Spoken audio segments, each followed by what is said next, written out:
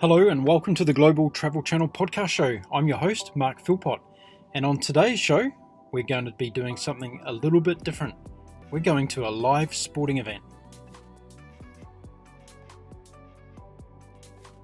The reason I wanted to have a chat to you today was not only do we share this passion in common for rugby union, but we also share a passion for travelling. And I'd like you to share with my listeners today, what's it actually like travelling to a major sporting event somewhere in the world versus going away on a normal travel experience for a holiday or for business? Look, I'm someone who's lived in 9 different countries around the world and visited over 120 countries. But more and more, I love to combine travel with major sporting events. In fact, I was only just mentioning to someone earlier today that some of the most favourite trips that I can recall in my life have been punctuated by sporting occasions, whether it's going to the West Indies to watch Australia play cricket, whether it's going to Monaco to watch a Formula One race, or indeed watching my beloved Wallabies on their Northern Hemisphere tour every November, which I've done for the last 10 years. When you are able to combine travel, which to me is really one of the cornerstones of life, is experiencing different cultures and different places, different cuisines, different languages, taking on the challenges of being in a foreign land. And when you combine that with major sporting events that capture the imagination of the world and bring people together really in a joyous environment where we get to see the best version of humanity at play in sport, in competition. Yes, it's professional, and yes, there's a lot at stake.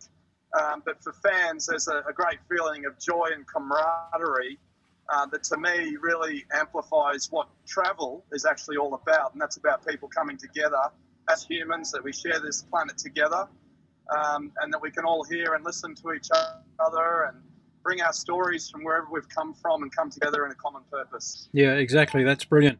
Now, you're standing outside the stadium at the moment, there in Yokohama, which is, for people who don't know the geography of Japan too much, it's about a 30-minute train ride south of Tokyo to the seaside city. It's the second largest city in Japan. What's the feeling? What's the hype like there around this tournament? Have the Japanese embraced it, and have you come across a lot of other nationalities since you've been there who are rugby fans? You know, look, it's amazing. It's the first Rugby World Cup ever to be staged in the Asian region. And I think Japan, has done a fantastic job, and a lot's been said about that over the last 5 weeks or so. Of course, with Japan hosting the Summer Olympic Games next year, this has been looked at very closely by organisers as to how the logistics and so forth are working of just making these big global events actually function. Expectations are high, of course, of rugby fans that have come from around the world and have perhaps been at these tournaments before. And of course, the weather has not been easy with a typhoon hitting the tournament a couple of weeks ago. So all in all, Japan's done a fabulous job. I think what's carried the day ultimately has been the people of Japan, their hospitality and their positive vibe is a really constructive backdrop for other nations to come here, feel that they're welcomed, feel that they're in a really positive, happy environment. The Japanese aren't afraid to wear their heart on their sleeve and get behind their team, and also dress up and really embrace the whole festivity of the moment. And it does feel like a festival here outside the stadium today. There are people from all over the world wearing their country's colours. It's not just about black and white today, as we're going to see on the field in a moment. It's about people sharing some time together. There's literally tens of thousands of people enjoying the food and beverage around the stadium. Everyone's got a smile on their face. It's quite euphoric. I'm going to let you go and get your seat in a minute, but just before I do, I want to know a little bit more for the listeners today. What's the atmosphere? How many people are going to be inside the stadium today, and is it really starting to pump up as far as the adrenaline goes? Do you get adrenaline going to these games and start feeling the atmosphere yourself?